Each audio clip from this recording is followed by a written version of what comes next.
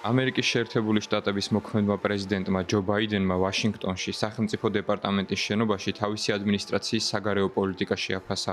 ჯო ბაიდენის თქმით, მისი პრეზიდენტობის პერიოდი საგარეო პოლიტიკურ ფრონტზე წარმატებული იყო. ჩვენი ადმინისტრაციის წყალობით შეერთებული შტატები გლობალურ შეჯიბრებას იგებს.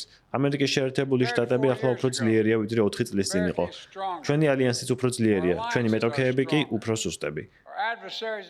მოქმედმა პრეზიდენტმა, რომელიც ოვალურ კაბინეტს მომავალ კვირაში დატოვებს, თავისი გამოსვლის დიდი ნაწილი მთავარ მოწინააღმდეგეს, რუსეთის პრეზიდენტ ვლადიმერ პუტინს მიუძღვნა.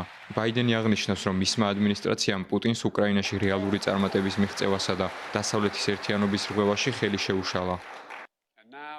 ახლა კი თითქმის 3 წლის შემდეგ პუტინმა ვერცერთ სტრატეგიულ მიზანს ვერ მიაღწია.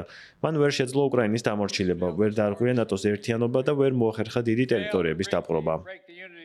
მან დასძინა, რომ მისმა მთავრობამ არამხოლოდ ამერიკის შეერთებული შტატების ნდობა აღადგინა მსოფლიო ასპარეზზე, არამედ ვაშინგტონის მტრებიც დაასუსტა.